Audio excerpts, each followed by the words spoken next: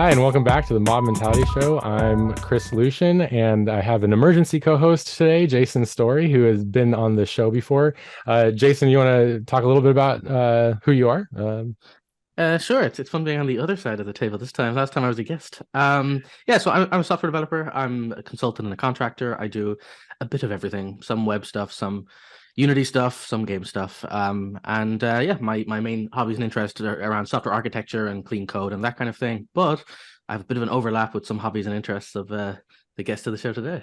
All right. And speaking of our guest, Vince Carpino is here to talk about second brain, externalizing context, Zettelkasten, bullet journaling, and commonplace books. So, but first, before we get into our topics, Vince, can you tell us a little bit about yourself?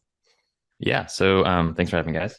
So yeah, my name is Vince. I'm a associate machine learning engineer at Hunter Industries currently.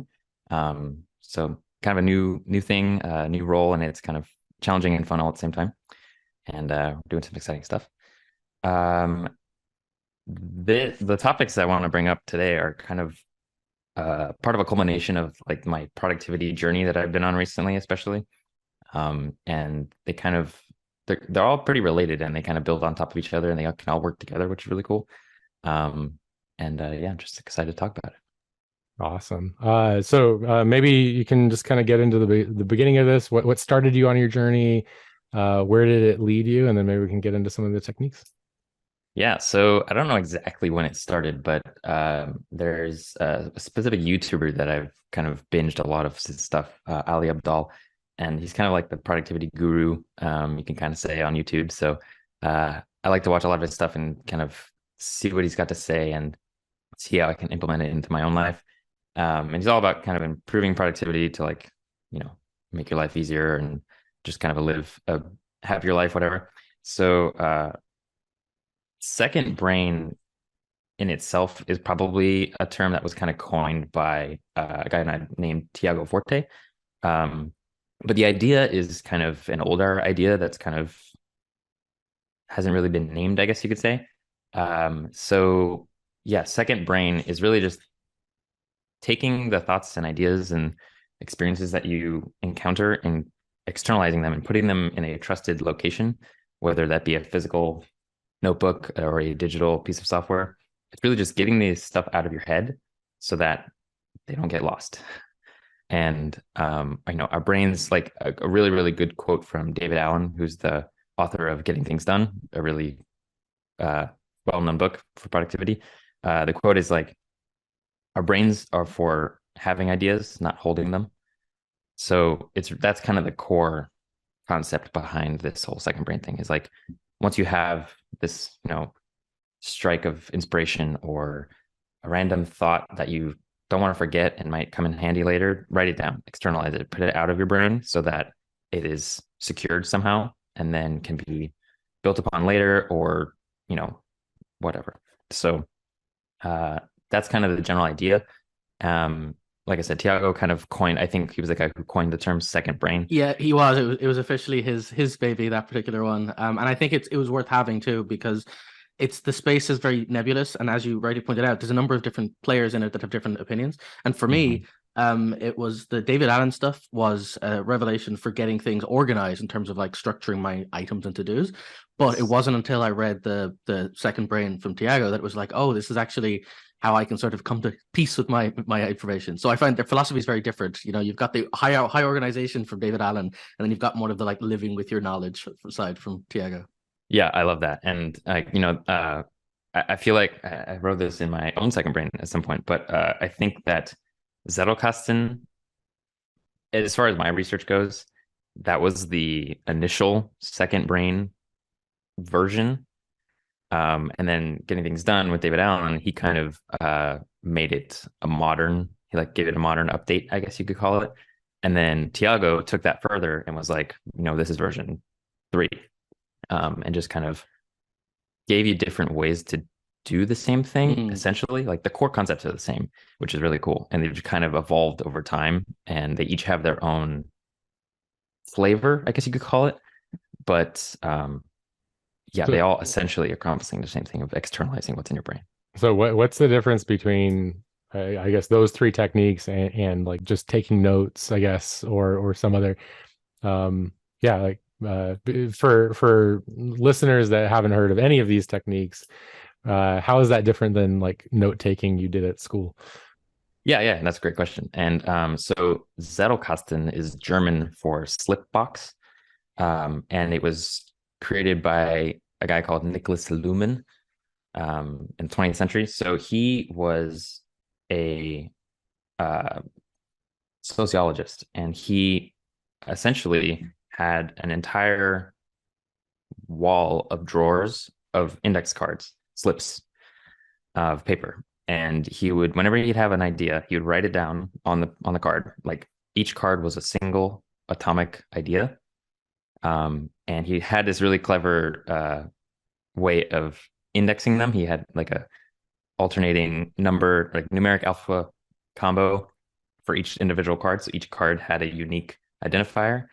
And it also told you like its parent ideas as well. It was really clever. In fact, the entire thing is digitized online. So if you want it to is find now, a yeah, complete online you could version, go through look at yourself. it. Exactly, yeah. If you can read his handwriting.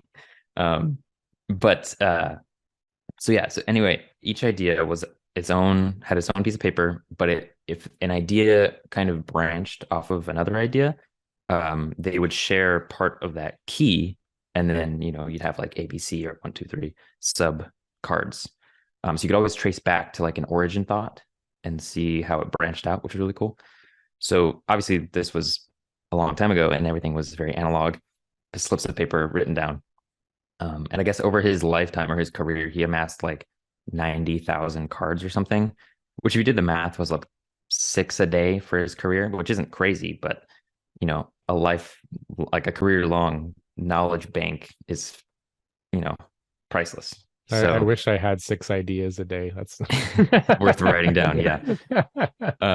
So yeah, that was like Zettelkasten was this slip box idea, because all the slips went in the box, and that was the whole system.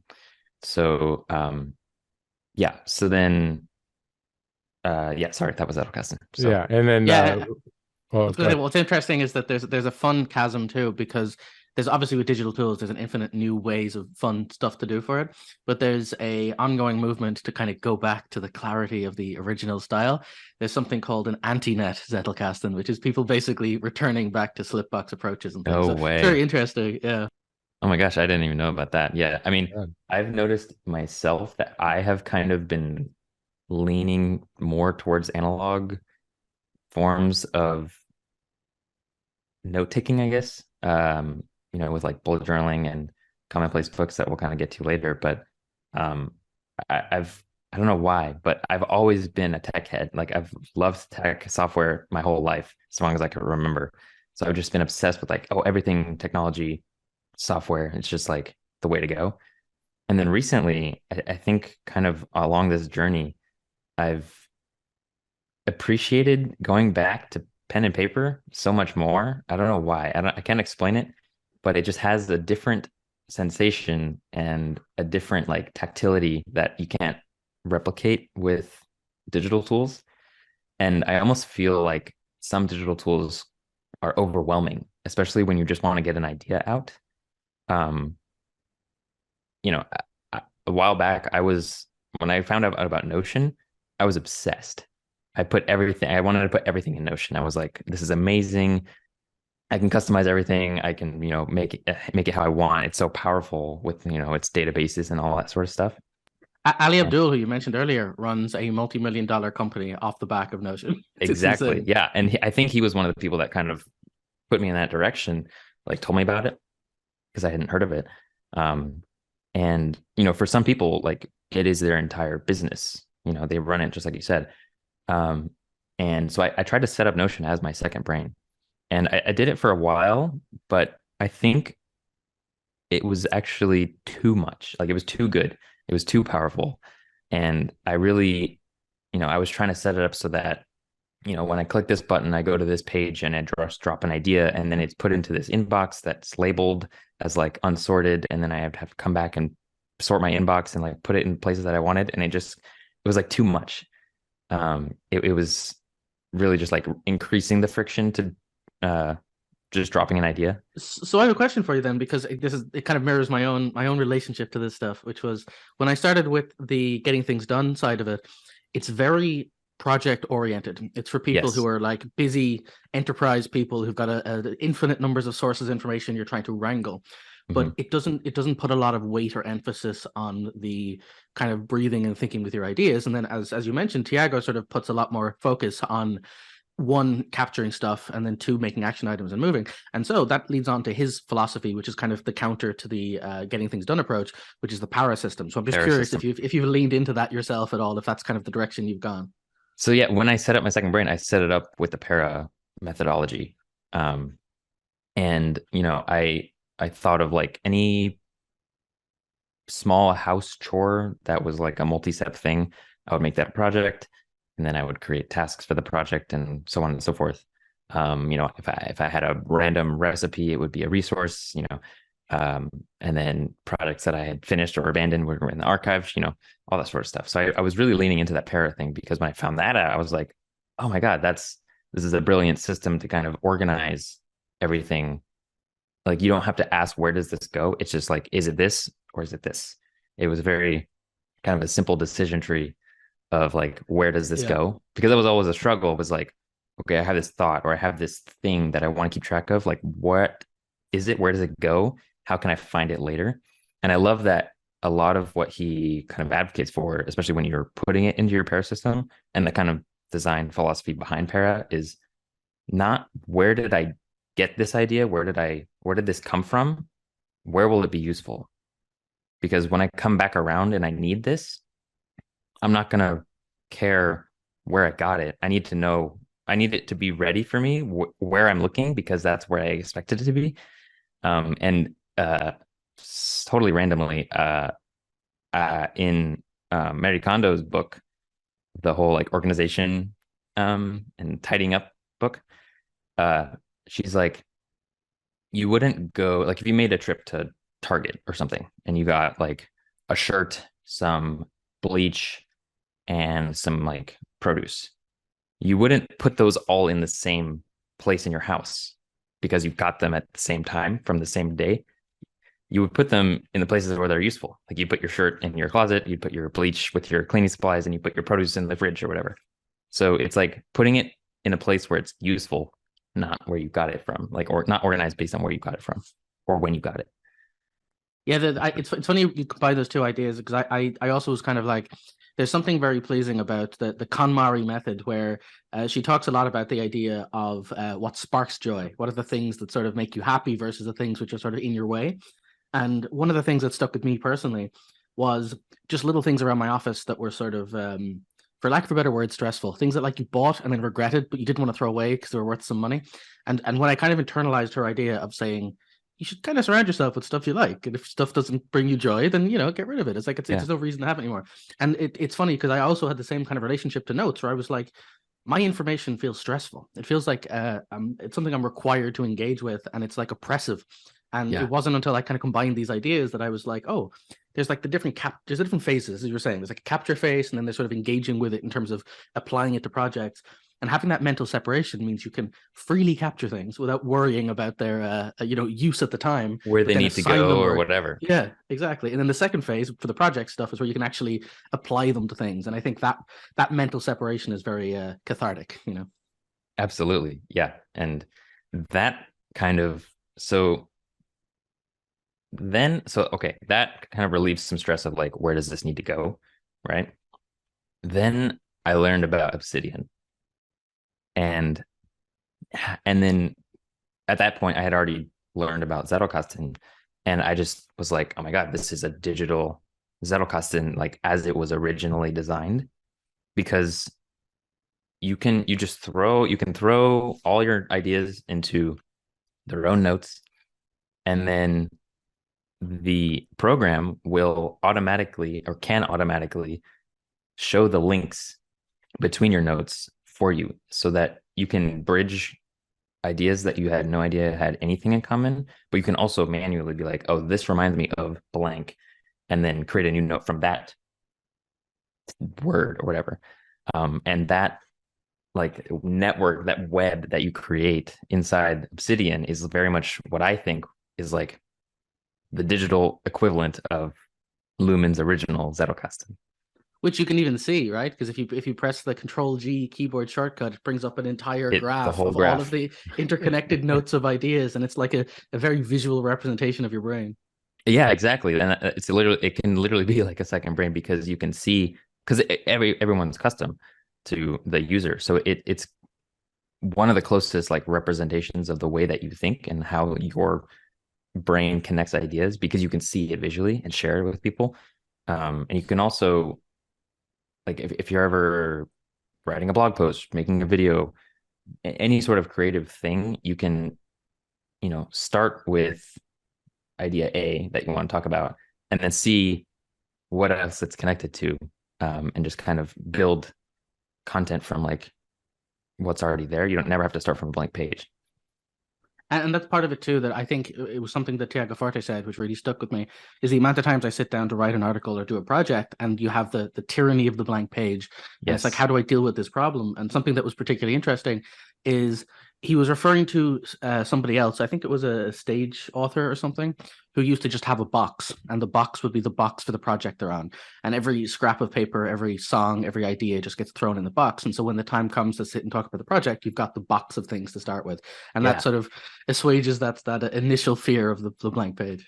Yeah, because you're always like, it's this mountainous task to like start from nothing, to like whip up some ideas off the top of your head that probably aren't going to be as good, because the more that you kind of marinate with an idea, the better it is, and the more like rounded out it gets. So if you have those ideas already marinated in your second brain, mingling with your other ideas, then they're already much further along than they would be if you started from a blank page.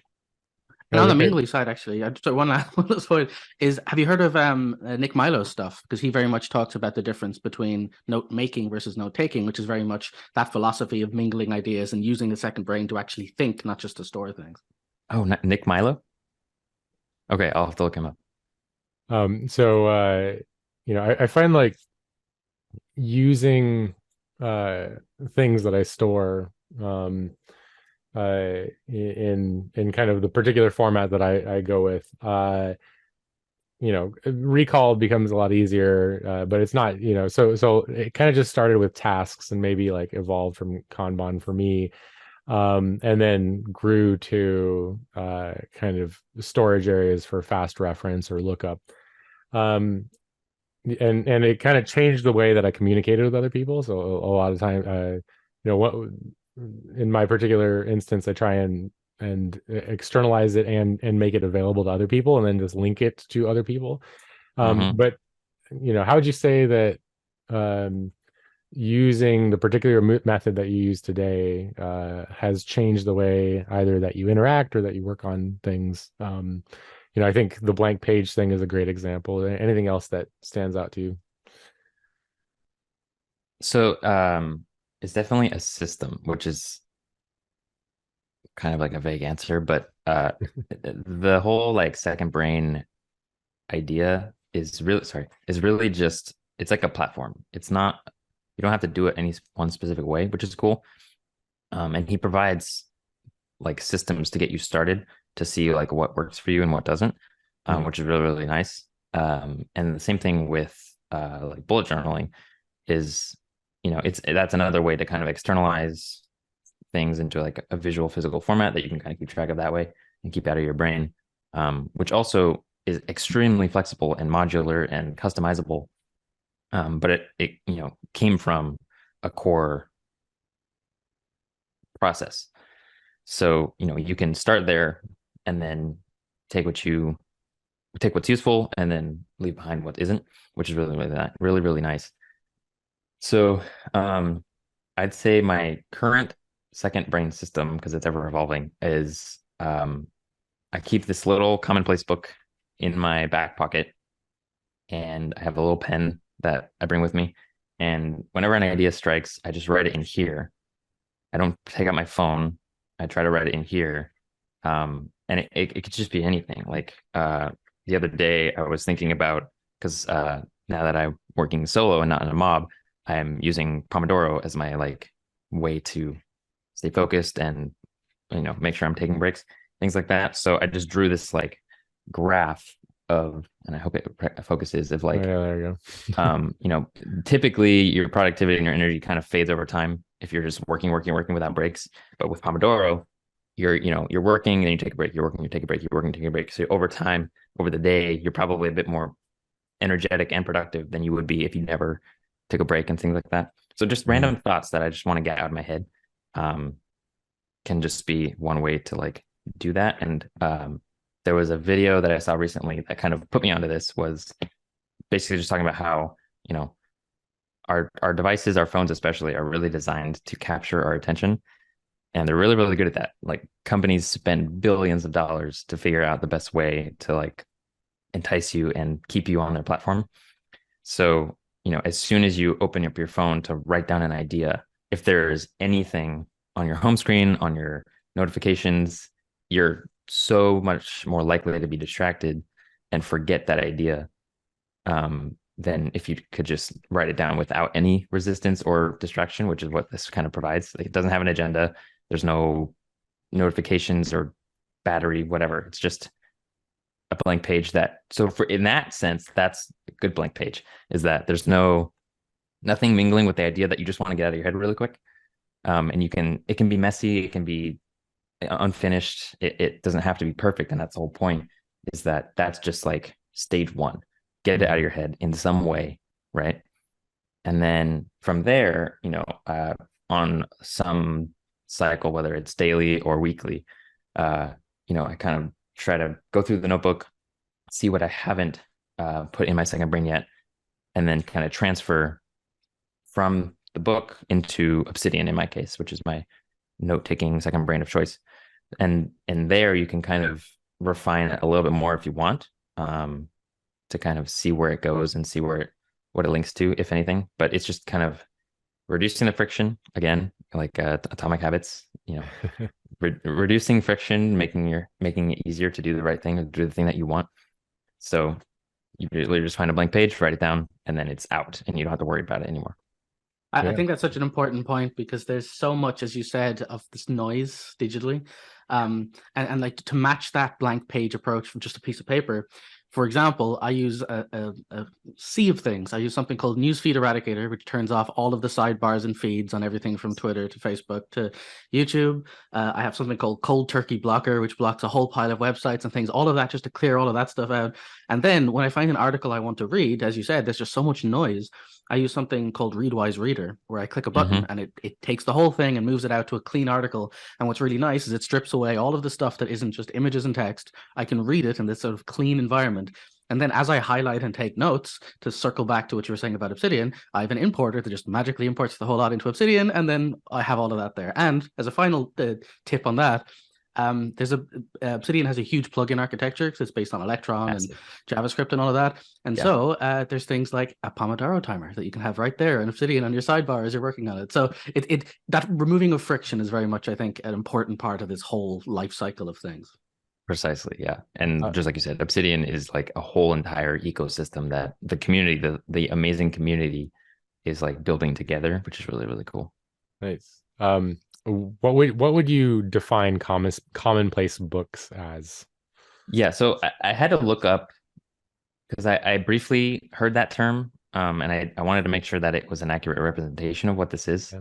And I think it's like the closest I could find. Commonplace books kind of date back to like the Renaissance or something. And so I was hoping that was like a close enough definition of what this is. But it's essentially it can be any notebook really, or any.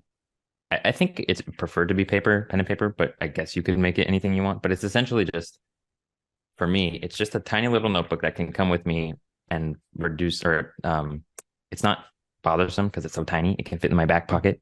I don't know if the scaling really helps, but it's really tiny, and it doesn't have to be fancy. And it's really just, think of it as like the notes app of your phone without it being digital. There's nothing special about it. It's commonplace. It's just literally a book to get ideas out of your brain, and they can just be like, this first one was like an AeroPress recipe that I found that I wanted to like not have to pull out my phone and like back it up and record it to figure out what I was doing. So I just wrote it down. There's, like I said, like failure takes up some percentage of the work that you do. So the more you do, the more you can achieve, because failure is just going to make up some percentage of it. It's just like a random idea that, I would find it really hard to doodle a progress bar like that in a notes app on my phone. So the pen and paper, it's limitless in terms of what you can do with it, the ideas that you can put in there. It helps to cut down on the signal to noise ratio too, because I find that you end up with one of two dichotomies, which is either you capture stuff officially and you open up like a document and start writing things, and that sort of kills some of the creativity because you're engaging with like, now I have to simultaneously structure and organize it while capturing, which is a terrible idea. And almost every one of these books will tell you split your capture phase from your structure phase. But the other side of it's true as well, where if you use digital tools that automate all of your information that comes into your phone, you capture everything. And the signal to noise ratio is so high of like every meeting, every call, every GPS coordinate and positioning. And the benefit of a commonplace book is it's meant to represent like the poets of the day who would just walk around and muse about like, oh, that's an interesting thought. And it's you structuring things that stick out to you in a way that doesn't have to be sorted yet, but is important enough to capture. And so I find it does fit that happy middle ground of like, it is things that resonate with you, which is something that Tiago says a lot. It's that resonating of information. Yeah. Yeah. And that's like your litmus test for, do I capture this? Is if does it resonate with you? Does it like spark something? It's almost like the Marie Kondo, the KonMari, KonMari method again. It's like it keeps coming back around, where it's like, does this spark something? Is it? And it doesn't have to be good or bad. It can be anything. Like there's no. It's a spectrum, but it's really that. Does it? If it comes to you and is like, whoa, in any way, that's worth writing down. If it's just a random and doesn't hold weight in at all, it doesn't affect you, then you don't have to write it down. But yeah, that's that like kind of litmus test. And just like you said, sorry, Chris, go ahead. I was gonna finish your thought. Okay. But yeah, the whole, that reminded me, the pen and paper aspect of it inversely or increases friction, because writing is slower than typing. So you give yourself more time to actually process what you're thinking.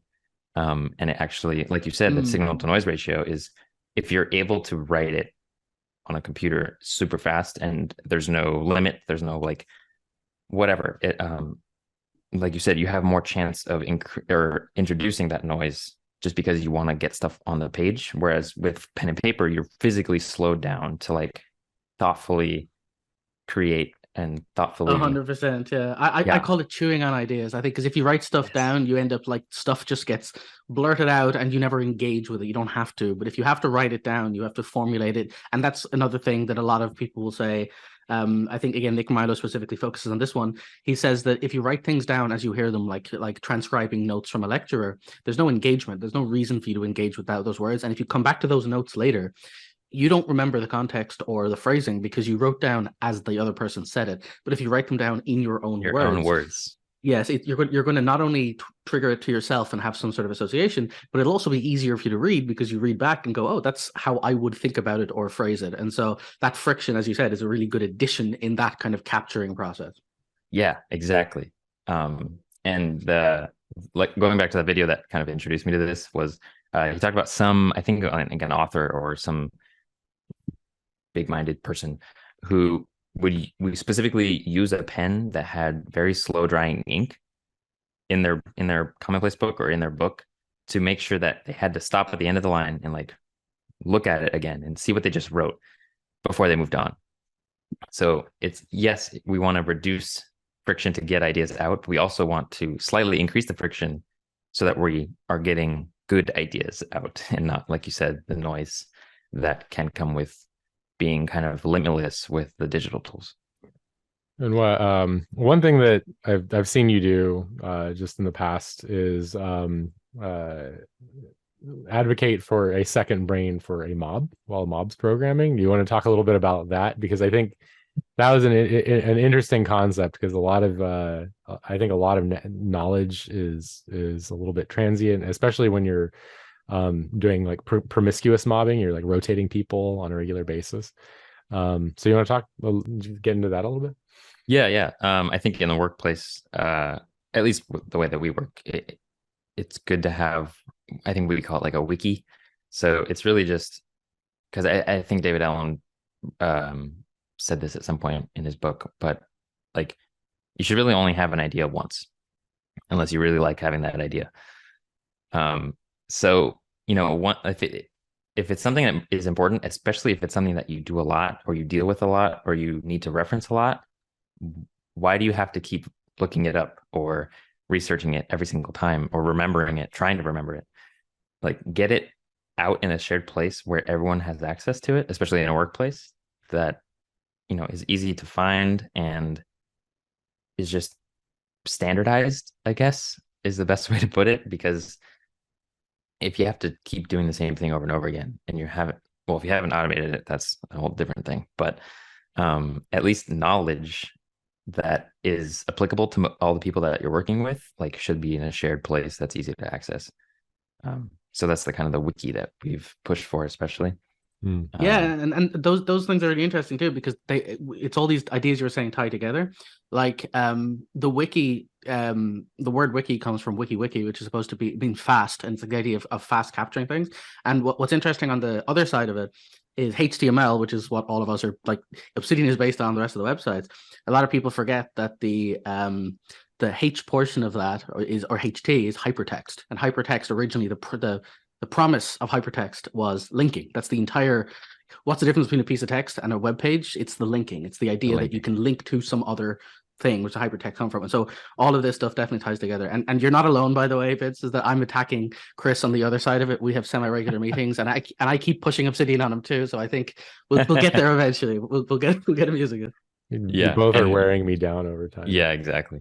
I mean, I push for Markdown everywhere I can too, like especially in our wiki, just because it's like it's stupid simple and it's powerful for what you do with, like, what you can do with it. So it's just plain text.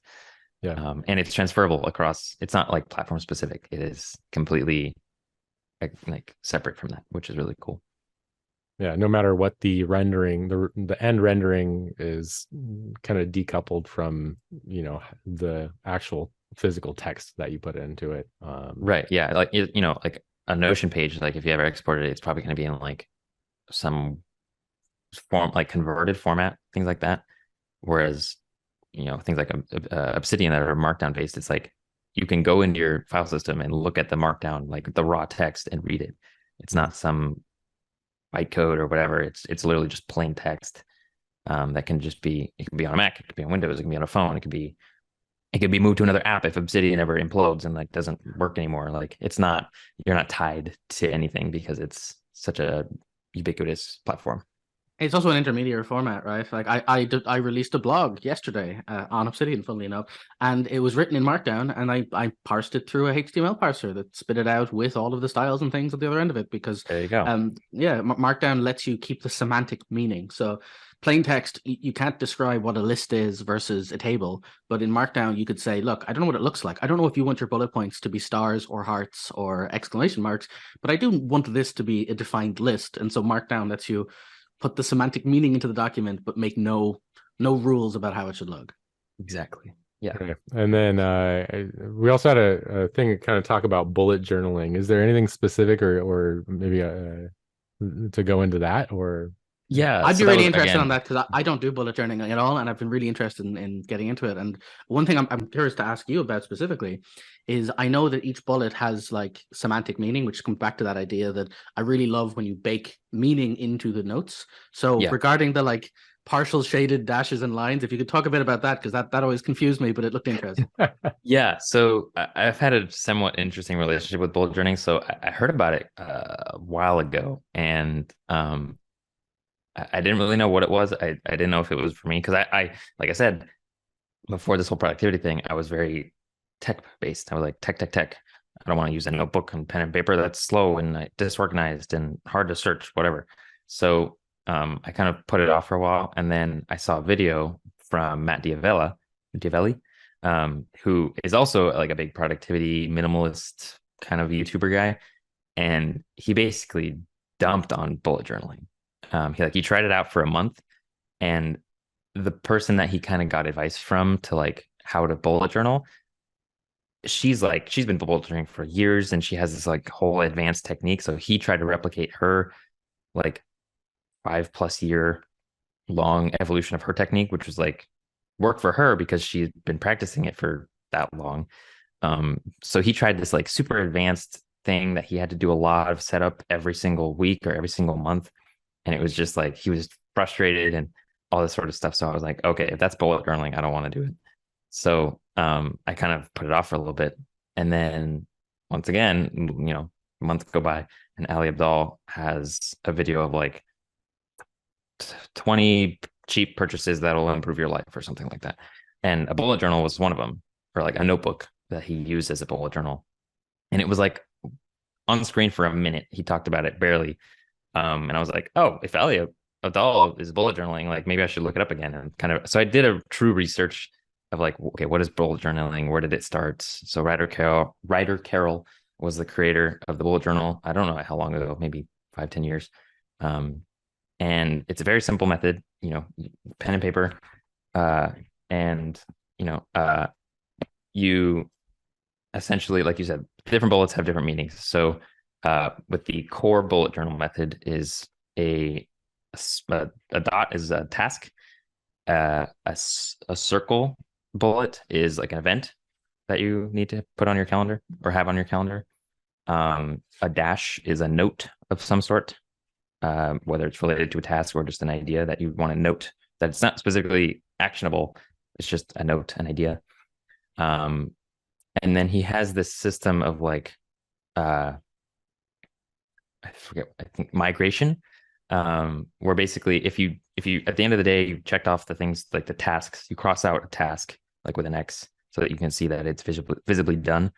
So if you didn't get to a task one day, you can migrate it by drawing an arrow through that little dot to say that, okay, I've migrated this task to the next day or the next week, depending on the cycles of your plan, because you can do a daily log, you can do a weekly log, you can do a monthly log, you can do all of them. So if you have like, this month I want to get this done, you can put it on your monthly log, and then every week you can check your monthly log to see like, okay, what are my outstanding monthly tasks? Let me try to get them done this week. And then so on and so forth. And then if something is like you don't, so usually migration is usually pushed to the next cycle, whether that's daily or weekly. But if it's something that you really want to push further, you can, I forget the term exactly, but you basically put the arrow the other way and you put it way back in like your yearly view or something like that, where it's like, I really don't need to get to this for like a while. But I just wanted to make sure I notated it, things like that. So that was like the core method that he came up with way back. And people have, like, the community, again, kind of like Obsidian, has kind of developed and experimented with a whole slew of variations and different like modules that you can plug into your bullet journal, which are really, really cool. And so again, it's a way to externalize the things you need to get done, kind of like getting things done where you just need to externalize it. So it's like tasks, you can manage projects, you can journal, like bullet journaling. Journal is like in there. So it's, for mental clarity. I think Ryder describes it as a mindfulness practice disguised as a productivity system. So it reminds me a lot of Arlo Belshie's git commit notation. Because you're throwing in an R if it's a refactoring, an exclamation point if it's like a breaking change, F for feature, and you're able to kind of go back and look at a Git history as well. So and it is a little bit of a mindfulness thing. Like, am I putting too much in this commit if I can't pick one letter? Right. Yeah. I mean, it gives you just enough friction to stop and think. Yeah. So I think that's a running theme too. Is what fascinates me is if you take all of the big names you've mentioned, Ali Abdaal, Tiago Forte, and Matt Davella, and the rest of those people, you're thinking, well, they're known as productivity gurus, but without fail, each one of them uses the lowest end on the spectrum of the tools. Like, developers like us are going to be using over the top Obsidian, multiple plugin, whatever. But I've looked into how each of these people work, and it's like, oh, I use Apple Notes. I just press the sync button and it moves from here to here. And it's fascinating to me how like Matt Devella's very in particular is super minimalist. He has like a set number of shirts he wears. He did that whole house hopping thing for a while where he'd never live in a house for longer than a few months and drew everything. Crazy minimalism experiments. And it always fascinated me how we're making it sound very complicated, like there's a million different parts of this, but the truth is it's all about, these are just options and various avenues. Exactly. But it's about picking something simple that works, and the people who use this every day have the simplest of all of the systems, which kind of fascinates me. Exactly. And that's, like you said, it's like that inverse relationship that you're not expecting, because they're able to do so much because there's way less friction in their system. So you think that some overly complicated, complex thing is going to help you be more productive, but it's totally the opposite of the least amount of friction to get an idea out or get an idea to production, in some way, is the way that you're going to increase your productivity overall. I think it was James Clear in the book Atomic Habits. He said that love that book.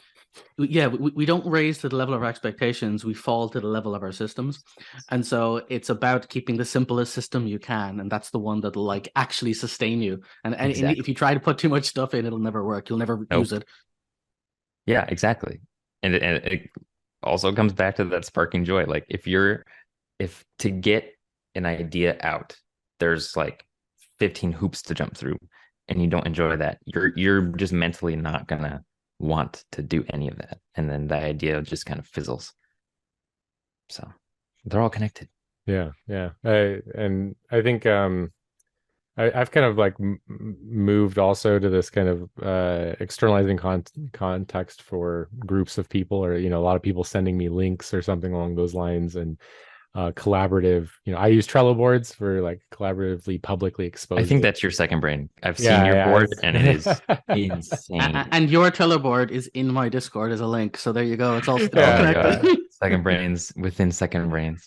Yeah, and then I also proximity, like proximity of second brain. So like the Commonplace book thing, I think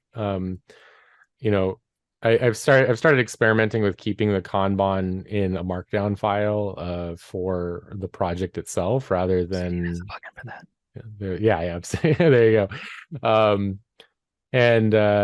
So there's a lot of like kind of running experiments you can have with something like this. So it's pretty cool. Good stuff. Yeah, and like like we've been saying, a lot of these general principles are just that. They're systems. They're not really implementation specific. You can implement them in the way that works for you, which is really, really nice.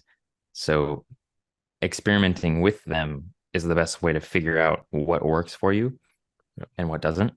And with a lot of them, you can pick and choose at your will and make it that custom thing for you, which is really cool, because there's never going to be a system that works for everybody. So the ability to the way that they have made these platforms and these ideas is that they are very customizable, and it's not like a one solution kind of thing. Yeah, I think again very important, because for me personally, I loved all these ideas, but there was one friction point that I just couldn't get my head around, which is that a lot of people come from the angle of writing things down and very like written heavy work. I grew up with online learning, video specifically. So my entire way of engaging with information was very video focused. And it made it very hard for me to engage with this kind of idea of everything has to be transcribed and moved. And so when I started doing my daily notes and my daily journals, I'm like, this is not how my brain works. And there's a conflict here. So my solution is I actually use OBS. I just sit down in the morning, I press the record button, and I just talk into my camera, and I just record a few minutes of what my thoughts are. And then using a series of magical various different things, it gets moved to my Eagle, and then gets auto-transcribed, and then the auto-transcribing gets dropped into Obsidian. And so I can do all of my searching and note-taking and whatever and linking. Beautiful. But I've just like removed my personal friction from that system. And it's as you said, it's like use the bits that make sense to you and ignore the bits that don't. Exactly. And use the parts of every part of your system for the thing that they're really good at. So obviously, doing everything in pen and paper has its pros and cons. Like pro, there's no distractions, and you can, you take your time to like refine a little bit, and there's less noise. But the con is that you can't search it easily. Yeah. The pro of digital tools is that searching is bread and butter. It's like so easy to search digitally, but then you have, this another video that reminded me of, like, if you type something, the font of being on the screen is so perfect that your brain thinks the idea that you're typing has to be perfect and done immediately because it already looks so pristine on the screen. Whereas a pen and paper, it can be messy and you can just get it out. So, And again, on that note too, I do exactly the same thing. So for all my talk about automation, all that stuff, I use sticky notes, and you'll even see here, this is about reviews and scheduling, and there's actually one here on Obsidian for my various notes. And so what I do is exactly what you said. This gets the ideas out. It's faster. It's easier to kind of think without the clutter and the technology. And then I will transcribe it and move it in and all that stuff. And so, as you said, use the right tool for the right job. And I've even myself, I find there's like some stuff I just need to step away from the digital and just focus on the ideas. exactly. And Yeah. I'm going to jump in here because I think we're about out of time. Okay. But before we close out the show, Vince, is there anything that you want to plug or share before we? I will share a bunch of links with you, Chris, and we can drop them in the description or whatever. Show notes, yeah. Yeah, exactly. Show notes. So, yeah, it'll probably be YouTube heavy because I'm a YouTube binger for sure. Yeah. So, yeah, resources in that regard will probably be YouTube videos to kind of break it down for you. All right. Sounds good. To all of our, actually, thank you, Jason, for jumping in as a co-host today. And to all of our listeners out there, if you know somebody that could maybe learn something about Second Brain, or you feel like they maybe could use a little help externalizing context, then share this episode with them. If you do any of these techniques, please leave them in the comments or hit us on any of the social media that we're at. And like, subscribe, and all that. And we'll see you next time. Bye, everybody.